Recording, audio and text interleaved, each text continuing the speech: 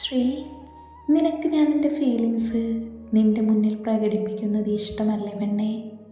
എന്നോട് വെറുപ്പ് തോന്നുന്നുണ്ടോ നിനക്ക്? ഡാനി അവൻ്റെ ഉള്ളിലെ സംശയം അവളോട് ചോദിച്ചു.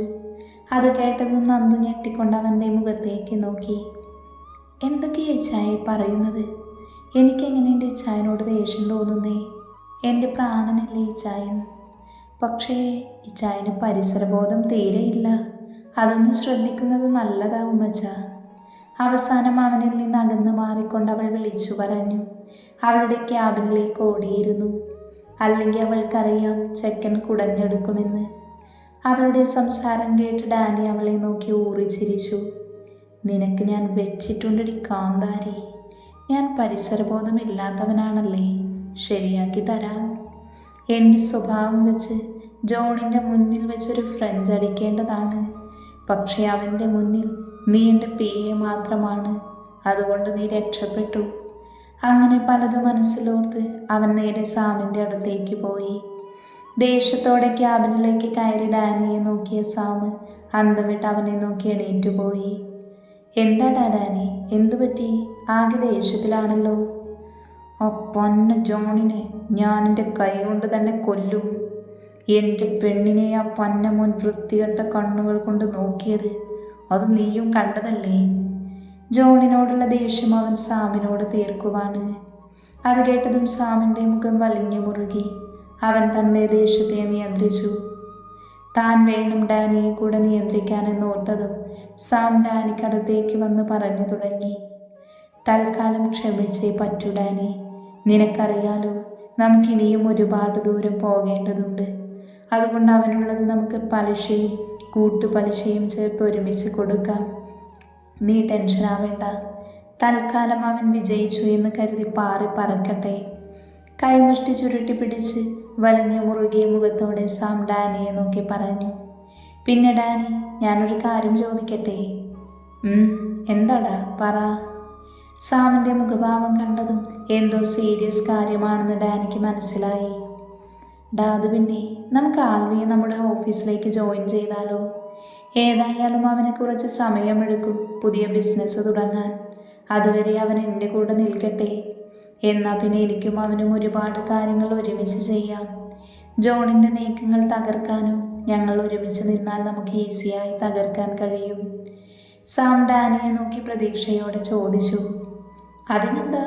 അവന് താല്പര്യമുണ്ടെങ്കിൽ അവനോട് ജോയിൻ ചെയ്യാൻ പറ. എനിക്ക് സന്തോഷമേ ഉള്ളൂ. ഞാൻ അവനോട് ഇന്നലെ സൂചിപ്പിച്ചിരുന്നു. അപ്പം അവൻ ഓക്കെ ആണെന്നാ പറഞ്ഞത്. എന്നാൽ നാളെ തന്നെ വരാൻ പറ അവനോട്. അപ്പം നാളെ മുതൽ നമുക്ക് ജോണിൻ്റെ ഓരോ നീക്കങ്ങളും നിങ്ങളുടെ കൺട്രോളിലാവണം, കേട്ടല്ലോ? ഓക്കെ ഡാനി, നീ ഒന്നുകൊണ്ട് ടെൻഷൻ ആവണ്ട. ഡാനി ഒന്ന് മൂളിക്കൊണ്ട് പുറത്തേക്ക് പോയി. നന്ദു ലഞ്ച് കഴിഞ്ഞ് ക്യാബിനിലേക്ക് പോകുന്ന നേരമാണ് സാം അവളെ പിടിച്ചു നിർത്തിയത്. മോളെ, നീ ജോണിൻ്റെ കാര്യമോർത്ത് ടെൻഷൻ അടിക്കേണ്ട. അവനുള്ളത് ഞാനും ഡാനിയും ആൽവിയും കൊടുത്തിരിക്കും.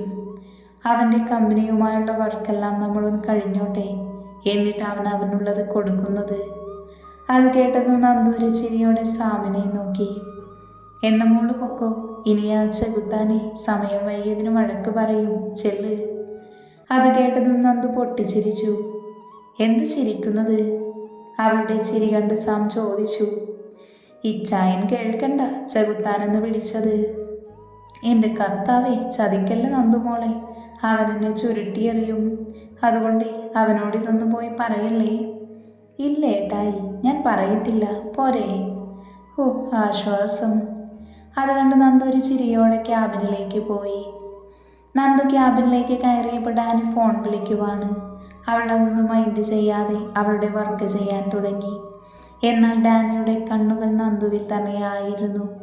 ഫോണിലൂടെ മറുപടി പറയുന്നുണ്ട് എങ്കിലും ശ്രദ്ധ മുഴുവൻ നന്ദുവിലായിരുന്നു. എന്ന് ശരിയപ്പാ, ഡാനി അതും പറഞ്ഞ് ഫോൺ വെച്ചു. അങ്ങനെ വൈകുന്നേരം നന്ദു പോവാൻ റെഡിയായി ഡാനിയുടെ അടുത്തേക്ക് വന്നു. ഇച്ചായ, പോവാനായില്ലേ? ഇറങ്ങാം ശ്രീ, നീ വെയിറ്റ് ചെയ്യ്. അതും പറഞ്ഞ് ഡാനി അവൻ്റെ ലാപ്പും ഫോണും എടുത്ത് മുന്നോട്ട് നടന്നു. ശ്രീ, എന്താ ചായ? നാളെ ജനിയുടെ ഏട്ടൻ വരുന്നുണ്ട്. പപ്പയാണ് നേരെ തന്നെ വിളിച്ചു പറഞ്ഞത്. ഞാൻ നിന്നോട് ഇത് നേരത്തെ പറയാൻ കാരണം ജെനിയുടെ അല്ലേ ഏട്ടൻ, അവൻ്റെ സ്വഭാവം വളരെ മോശമാണ്. അതുകൊണ്ട് എന്തുണ്ടെങ്കിലും എന്നോട് തുറന്ന് പറയണം, കേട്ടല്ലോ? ശരി ചായ, ഞാൻ പറഞ്ഞോളാം. ഇനി ബാക്കി വീട്ടിൽ പോയി സംസാരിക്കാമെന്ന് തീരുമാനിച്ച് അവൾ ക്യാബിൽ നിന്ന് പോയി. വൈകുന്നേരം വീട്ടിലേക്ക് പോകാൻ ഇറങ്ങിയപ്പോഴും ഡാനിയാൻ്റെ ടെൻഷനിലാണെന്ന് മനസ്സിലായി അവൾക്ക്. ജോണിൻ്റെ പ്രവൃത്തിയും ജോയലിൻ്റെ വരവും എല്ലാം കൂടെ ഡാനിയെ ഭ്രാന്ത് പിടിപ്പിക്കുന്നുണ്ടായിരുന്നു. ജോയലിൻ്റെ ഇപ്പോഴത്തെ വരവ് തന്നെ ജെനിയുടെ പ്ലാൻ ആയിരിക്കുമെന്ന് ഡാനി ഊഹിച്ചു. എൻ്റെ സ്വത്തും എന്നെയും കിട്ടാൻ അവൾ എന്ത് നെറുകെട്ട പണിയും ചെയ്യുമെന്ന് അവന് ബോധ്യമായിരുന്നു. ഒന്ന് ജീവിച്ച് തുടങ്ങുന്നതേയുള്ളൂ, പ്രണയം മനസ്സിലാക്കി വരുന്നതേയുള്ളൂ. അതിനു മുന്നേ ഒരാപത്തും സംഭവിക്കാൻ പാടില്ല. ശ്രീയുടെ കൂടെ താൻ എപ്പോഴും ഒരു നിഴൽ പോലെ വേണം. ഡാനിയുടെ മനസ്സാകെ അസ്വസ്ഥമായി. നന്ദു ഇല്ലാത്തൊരു നിമിഷത്തെക്കുറിച്ച് പോലും ചിന്തിക്കാൻ കഴിയുന്നുണ്ടായിരുന്നില്ല. അത്രത്തോളം ഡാനിയുടെ മനസ്സിൽ നന്ദു ഇടം പിടിച്ചിട്ടുണ്ടായിരുന്നു. കാറിൽ നിന്ന് ഡാനി ഒന്നും മിണ്ടാതിരിക്കുന്നത് നന്ദു ശ്രദ്ധിച്ചു. അല്ലെങ്കിൽ ഇങ്ങനെ ഒന്നുമല്ലല്ലോ എന്ന് അവൾ ഓർത്തുപോയി. എന്തെങ്കിലും ടെൻഷൻ ഉണ്ടാവുമോ? ഇനി ചായനോട് ചോദിച്ചാൽ ദേഷ്യപ്പെടുമോ? വേണ്ട, ചിലപ്പോൾ ദേഷ്യപ്പെട്ടാലോ എന്ന് കരുതി അവളൊന്നും ചോദിക്കാൻ നിന്നില്ല. വീട്ടിലെത്തിയ ഡാനി ആരെയും നോക്കാതെ നേരെ മുകളിലെ തൻ്റെ മുറിയിലേക്ക് പോയി. നന്ദു നേരെ അടുക്കളയിൽ പോയി രാധമ്മയെ കണ്ട് കുറച്ച് സമയം സംസാരിച്ചു. അതിനുശേഷം നേരെ അമ്മച്ചിയുടെ അടുത്തേക്കും പോയി. അവിടെയും കുറച്ചു നേരം ചിലവഴിച്ചതിന് ശേഷം അവൾ മുകളിലേക്ക് പോവാൻ നിന്നതും മുകളിൽ നിന്ന് ഡാനിയുടെ വിളി വന്നിരുന്നു. ശ്രീ, ചായ, എനിക്കൊരു കോഫി കൊണ്ടുവാ. ശരി ചായ. അതും പറഞ്ഞ് നന്ദു നേരെ അടുക്കളയിൽ പോയി അവനുള്ളൊരു കോഫിയുമായി മുകളിലേക്ക് നടന്നു. ഓ, നീ ഇവിടെ വന്നതും ഇപ്പോൾ അവൻ എന്നോടൊന്ന് സംസാരിക്കുന്നത് പോലും ഇല്ല. എല്ലാത്തിനും നീ മതിയല്ലോ. അങ്ങനെ ആക്കിയെടുത്ത് എൻ്റെ മോനെയല്ലേ. പിന്നിൽ നിന്നുള്ള സാറയുടെ വാക്കുകൾ കേട്ട് നന്ദു തറഞ്ഞു നിന്നുപോയി. ഇതുവരെ അമ്മ വലിയ കുഴപ്പമൊന്നും ഉണ്ടായിരുന്നില്ല. പക്ഷേ എന്തേ ഇപ്പോൾ ഇങ്ങനെ? ഒരു നിമിഷം ആശ്വാസമെടുത്ത് നന്ദു തിരിഞ്ഞ് സാറയെ നോക്കി. എന്താടി, ഞാൻ പറഞ്ഞത് സത്യമല്ലേ? നീ വന്നത് മുതലാണ് എനിക്കും എൻ്റെ ജനിമോൾക്കും സമാധാനം പോയത്. അഷ്ടിക്ക് വകയില്ലാത്ത നിന്നെയൊക്കെ കെട്ടിക്കൊണ്ട് വന്നപ്പോഴേ ഞാൻ പറഞ്ഞതാണ് അവനോട് ഇതൊന്നും ശരിയാകില്ല എന്ന്. എന്നാൽ അവൻ കേൾക്കണ്ടേ? കെട്ടിപ്പോയി എന്നുള്ളൊരു കാരണം കൊണ്ട് നിന്നെ ചുമന്നുകൊണ്ട് നടക്കുകയല്ലേ അവൻ. എൻ്റെ ജനിമോളായിരുന്നുവെങ്കിൽ ഇപ്പോൾ അവനെന്ത് സുഖമായിരുന്നു. അവൻ്റെ മുഖം എപ്പോഴും ഹാപ്പി ആയേനെ. ഇതിപ്പോൾ അവൻ്റെ മുഖത്ത് എപ്പോഴും ദേഷ്യവും സങ്കടവും മാത്രമേ കാണുന്നുള്ളൂ. അതും നീ കാരണം. എൻ്റെ കുഞ്ഞിന് വിഷമം മാത്രമേ ഉണ്ടായിട്ടുള്ളൂ. സാറ ഇഷ്ടക്കേടോടെ നന്ദുവിനെ നോക്കി പറഞ്ഞതും നന്ദുവിൻ്റെ കണ്ണുകൾ നിറഞ്ഞു തൂങ്ങി. കുറച്ച് ദിവസമായി അമ്മ തന്നോട് നല്ല രീതിയിലായിരുന്നു. പിന്നെ പെട്ടെന്ന് എന്തുകൊണ്ടാണ് ഇങ്ങനെയെന്ന് അവൾ ഒരുപാട് ചിന്തിച്ചു നോക്കി. പിന്നെ അവൾ തിരിച്ച് മറുപടി പറയാൻ തീരുമാനിച്ചു. മാമ എന്തൊക്കെയാ പറയുന്നത്? എന്നെ ഇഷ്ടമല്ലെന്ന് കരുതി എന്തിനും അമ്മ ഇല്ലാത്തതൊക്കെ പറഞ്ഞുണ്ടാക്കുന്നത്? ഞാൻ വലിഞ്ഞു കയറി വന്നവളല്ല. ഇച്ഛായൻ മിന്നു കെട്ടി കൊണ്ടുവന്നതാ ഇങ്ങോട്ട്. പിന്നെ ഞാൻ അഷ്ടിക്ക് വകയില്ലാത്തതൊന്നുമല്ല. അത്യാവശ്യം ജീവിക്കാനുള്ള വകയൊക്കെ ഞങ്ങൾക്കുമുണ്ട്. എനിക്കും ഇച്ഛായനും പരസ്പരം ഒരുപാട് ഇഷ്ടവുമാണ്. ഇപ്പം എൻ്റെ ഭർത്താവാണ്, അല്ലാതെ കാമുകനല്ല ഇച്ഛായൻ. അതും അമ്മ മനസ്സിലാക്കിയിരിക്കുന്നത് നല്ലതായിരിക്കും. ജെനി ഭാര്യയാകാത്തത് എൻ്റെ കുഴപ്പം കൊണ്ടല്ല, അവളുടെ കയ്യിലിരിപ്പ് കൊണ്ടാണ്. എന്തായാലും ഇച്ഛായൻ എൻ്റെ ഭർത്താവായി. അതുകൊണ്ട് ഒരിക്കലും ജെനിയെ അമ്മ ഇനി സപ്പോർട്ട് ചെയ്തിട്ട് യാതൊരുവിധ കാര്യവുമില്ല. കാരണം ഞാൻ ഈ സ്ഥാനത്ത് നിന്ന് ഒഴിവായില്ല. ഞാൻ ജീവിച്ചിരിക്കുന്ന കാലം എൻ്റെ ഇച്ഛായനെ മറ്റൊന്നിനു വേണ്ടിയും വിട്ടുകൊടുക്കാൻ ഞാൻ തയ്യാറല്ല. അതാര് പറഞ്ഞെൻ്റെ പിന്നാലെ വന്നിട്ടും കാര്യമില്ല. അതിനുവേണ്ടി ആരും എൻ്റെ പുറകെ നടക്കണ്ട. ഇതും അമ്മയുടെ ഓർമ്മയിലെന്നും ഉണ്ടാകണം. നന്ദു ആദ്യം വിഷമത്തോടെയും അവസാനം താക്കീതോടെയും സാറയെ നോക്കി പറഞ്ഞു മുകളിലേക്ക് കയറി. നന്ദുവിൻ്റെ മറുപടി കേട്ട് സാറ അടികിട്ടിയതുപോലെ നിന്നുപോയി. അവളോട് തിരിച്ചൊന്നും പറയാൻ കഴിയാത്തൊരവസ്ഥയിലായിപ്പോയി. കാരണം ഇങ്ങനെ ഒരു മറുപടി അവളിൽ നിന്ന് സാറ പ്രതീക്ഷിച്ചില്ല. എന്നാൽ ഇവരുടെ ഈ സംസാരം മുകളിൽ നിന്ന് കേട്ട ഡാനിയുടെ ചുണ്ടിൽ മനോഹരമായൊരു പുഞ്ചിരി വിരിഞ്ഞു. നന്ദു വരുന്നത് കണ്ടതും ഡാനി ഒന്നും അറിയാത്ത പോലെ വേഗം മുറിയിലേക്ക് കയറി. നന്ദു വന്ന് നോക്കുമ്പോൾ ഡാനി ഷർട്ട്ലെസ് ആയിട്ട് നിൽക്കുമായിരുന്നു. നന്ദു പെട്ടെന്ന് തന്നെ തിരിഞ്ഞു നിന്നുകൊണ്ട് ഉറക്കെ വിളിച്ചു പറഞ്ഞു, ഇച്ചായ, കോഫി ഇവിടെ വെച്ചിട്ടുണ്ട്. എനിക്ക് കുറച്ച് ജോലിയുണ്ട്. ഞാൻ താഴേക്ക് പോയിട്ട് വരാം. ഡാനിയുടെ മുന്നിൽ നിൽക്കാനുള്ള ത്രാണിയില്ലാത്തത് കൊണ്ടാണ് നന്ദു അവിടെ നിന്ന് മുങ്ങാൻ നോക്കിയത്. എവിടെ ചെക്കൻ വിടുമോ? ഇച്ചായനാരാ മോന്? ഇത് നേരത്തെ കണ്ടിരുന്നു. അതുകൊണ്ട് തന്നെ അവിടെ നിന്ന് മുങ്ങാൻ നോക്കിയ നന്ദുവിനെ ഡാനി പെട്ടെന്ന് തന്നെ നെഞ്ചോട് വലിച്ചടുപ്പിച്ചിരുന്നു. ഡാനിയുടെ നഗ്നമായ നെഞ്ചിൽ ചേർന്നു നിന്നതും നന്ദുവിൽ ഒരു വിറയൽ അനുഭവപ്പെട്ടു. അത് ഡാനിക്ക് മനസ്സിലാവുകയും ചെയ്തിരുന്നു. നിന്നോട് ഞാൻ പറഞ്ഞിട്ടില്ലേ ശ്രീ, എന്നെ കാണുമ്പോൾ ഇങ്ങനെ ഓടാൻ നിൽക്കരുതെന്ന്? അപ്പം ശരിക്കും നമ്മൾ എല്ലാ അർത്ഥത്തിലും ഒന്നായി കഴിയുമ്പോൾ നീ എൻ്റെ മുന്നിലേക്ക് വരില്ലല്ലോ ശ്രീ. ഡാനി കുറുമ്പോടെ പറഞ്ഞതും നന്ദുവിൻ്റെ കവിളുകൾ ചുവന്നു തൊടുത്തു.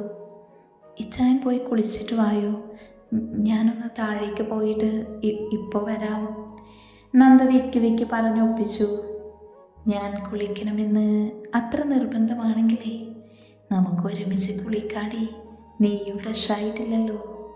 ഡാനി പുരികം പൊന്തിച്ചും താഴ്ത്തിയും ഒരു വഷളച്ചിരിയോടെ പറഞ്ഞതും നന്ദു അവനെ തന്നിൽ നിന്നും തള്ളി മാറ്റി. ഇച്ചായൻ കുളിക്കണമെന്നേ എനിക്കൊരു നിർബന്ധവുമില്ല. ഇന്ന് മുഴുവൻ ഇവിടെ ഇരുന്നു. എനിക്ക് താഴെ പോയിട്ട് അമ്മയെക്കുറിച്ച് സഹായിക്കണം. നന്ദു അത് പറഞ്ഞു പോകാനാഞ്ഞതും ഡാനി അവളുടെ കയ്യിൽ പിടിച്ചു നിർത്തി. ഡാനിയുടെ ഗൗരവത്തോടെയുള്ള മുഖം കണ്ട് നന്ദു പിന്നെ കുതറാതെ അവൻ്റെ അടുത്തേക്ക് വന്നു. ശ്രീ, ഇനി ഞാൻ പറയുന്നത് വരെ ഓഫീസിൽ സാരി വേണ്ട. സാധാ ജീൻസും ടോപ്പും അങ്ങനെ എന്തെങ്കിലുമൊക്കെ ഇട്ടാൽ മതി. ഡാനി അത്രയും ഗൗരവത്തോടെ പറഞ്ഞുകൊണ്ട് നന്ദു പിന്നെ തിരിച്ചൊന്നും ചോദിക്കാൻ പോകാതെ തലയാട്ടിയത് മാത്രമേ ഉള്ളൂ. അവൾക്ക് മനസ്സിലായി എന്തുകൊണ്ടാണ് അവൻ അങ്ങനെ പറഞ്ഞതെന്ന്. ഇനി ഞാൻ താഴേക്ക് പോയിക്കോട്ടെ, രാധമ്മയുടെ അടുത്തേക്ക്? അവളുടെ ഒരു രാധമ്മ. ശ്രീ, നീ ഇപ്പോൾ എങ്ങോട്ടും പോവില്ല. അതല്ല, നിനക്ക് പോവണമെന്ന് നിർബന്ധമാണെങ്കിൽ Sree, can I have a kiss? I don't know why, but my mind feels so tense right now. അത് മാറണമെങ്കിൽ നിൻ്റെ ഒരു ചുംബനം മതി പെണ്ണേ. ഡാനി അത് പറഞ്ഞതും നന്ദുവിനെ ഒന്ന് നോക്കി. അവളെ ഒന്ന് മുന്നിലേക്ക് നിർത്തി. അവൾ ദയനീയമായി അവനെ നോക്കി നിൽക്കുവാണ്. താ ശ്രീ, അല്ലാതെ നീ ഇവിടുന്ന് പോവില്ല. അതോടെ കേട്ടതും നന്ദുവിന് മനസ്സിലായി ഇനി കൊടുക്കാതെ അവൻ തന്നെ വിടില്ല എന്ന്. അതുകൊണ്ട് തന്നെ നന്ദു കൊടുക്കാൻ തീരുമാനിച്ചു. അവൾ കണ്ണുകൾ ഇറുക്കെ അടച്ചൊന്ന് ഉയർന്നു പൊങ്ങി അവൻ്റെ കവിളിൽ ചെറുതായൊന്ന് ചുംബിച്ചു. അയ്യേ, എനിക്ക് വേണ്ട ഈ ഒരു ഉണക്ക കിസ്. ഇതല്ല ഞാൻ ഉദ്ദേശിച്ച kiss. Look into my eyes and kiss me deeply on my lips. Danny അത് പറഞ്ഞതും നന്ദു അവനെ ഒറ്റ തള്ളായിരുന്നു. ഇതിനെ ടെൻഷൻ എന്നല്ല പറയുന്നത്, ഇതിന് മറ്റു പലതുമാണ് പറയുക. നന്ദു പുച്ഛത്തോടെ പറഞ്ഞതും ആഹാ, അങ്ങനെയാണോ? അങ്ങനെയാണെങ്കിൽ പിന്നെ അതിനെന്താ പറയുക കൊച്ചേ? ഞാൻ നിന്നോട് ചോദിച്ചതാ പ്രശ്നം. ജനിയോടാണെങ്കിലേ അവൾ എപ്പം തന്നേനെ. നിന്നെ പോലെ ഇങ്ങനെ ജാട കാണിക്കില്ല അവൾ. അത് പറഞ്ഞു തീർന്നത് മാത്രമേ ഡാനിക്ക് ഓർമ്മയുള്ളൂ. നന്ദു അവൻ്റെ ചുണ്ടിലേക്ക് ചുണ്ടുകൾ ചേർത്തിരുന്നു. അതും ഡാനിയെ വേദനിപ്പിച്ചുകൊണ്ട് തന്നെ നന്ദു അവനെ ആഴത്തിൽ ചുംബിച്ചു. അവൾ പല്ലുകൾ കൊണ്ട് അവൻ്റെ ചുണ്ടുകളിൽ പോറൽ വീഴ്ത്തി. വാശിയോടെയുള്ള ചുംബനം ഡാനിക്ക് നന്നായി വേദനിക്കുന്നുണ്ട് എങ്കിലും അവളുടെ പ്രണയമാണ് അവൾ നൽകുന്നത് എന്ന് അവന് മനസ്സിലായിരുന്നു. തന്നെ മറ്റൊരാൾക്കൊപ്പം ചേർത്ത് പറയുന്നത് അവൾക്കിഷ്ടമല്ല എന്ന് വീണ്ടും തെളിയിക്കുകയായിരുന്നു നന്ദു ആ ചുംബനത്തിലൂടെ. വായിൽ രക്തചുവയറിഞ്ഞിട്ടും നന്ദു ഡാനിയെ വിട്ടിരുന്നില്ല. ഇനിയും ഇങ്ങനെ നിന്നുകൊടുത്ത തൻ്റെ ചുണ്ട് മുഴുവൻ അവൾ കടിച്ചു പറിക്കുമെന്ന് തോന്നിയതുകൊണ്ട് ഡാനി നന്ദുവിനെ തന്നിൽ നിന്നും അടർത്തി മാറ്റി. എന്താടി കോപ്പി നീ ചെയ്തു വെച്ചിരിക്കുന്നേ? നീ എന്നെ പീഡിപ്പിക്കുവാണോ? ഇന്ന് ഉച്ചയ്ക്ക് നീ എൻ്റെ ചുണ്ട് കടിച്ചു പൊട്ടിച്ചു. ദേ ഇപ്പം വീണ്ടും. നിനക്ക് എന്തിൻ്റെ കേടാ ശ്രീ? ഇനി എങ്ങനെയാടി പുല്ലി ഞാൻ പുറത്തേക്ക് ഇറങ്ങുക? ആ സാമു മാൽവിയും എന്നെ കളിയാക്കി കൊല്ലും. ഇച്ചായൻ നേരത്തെ പറഞ്ഞത് ഒരിക്കൽ കൂടി പറയാമോ? നന്ദു ഗൗരവത്തോടെ ചോദിച്ചത് കേട്ട് ഡാനി പെട്ടു എന്ന അവസ്ഥയിൽ നിന്നുപോയി. എൻ്റെ കർത്താവേ, ഇവളത് വിട്ടില്ലേ? ഡാനി പതിയെ മനസ്സിൽ പറഞ്ഞു. ഏത് നേരത്താണോ എന്തോ അങ്ങനെ പറയാൻ തോന്നിയത്. പുല്ല് വേണ്ടായിരുന്നു. ഇവളത് വിടുന്ന ലക്ഷണമൊന്നും കാണുന്നില്ല. എൻ്റെ ചുണ്ടിൻ്റെ പുക കണ്ടേ ഇവളടങ്ങൂ. എൻ്റെ കർത്താവേ, ഇതിൽ നിന്ന് ഞാൻ എങ്ങനെ രക്ഷപ്പെടാനാണ്? ഡാനി മനസ്സിൽ നന്നായി തന്നെ പ്രാർത്ഥിച്ചു. ഇച്ചായ, എന്താലോചിച്ച് നിൽക്കുക? നേരത്തെ പറഞ്ഞത് ഒന്നുകൂടെ പറ.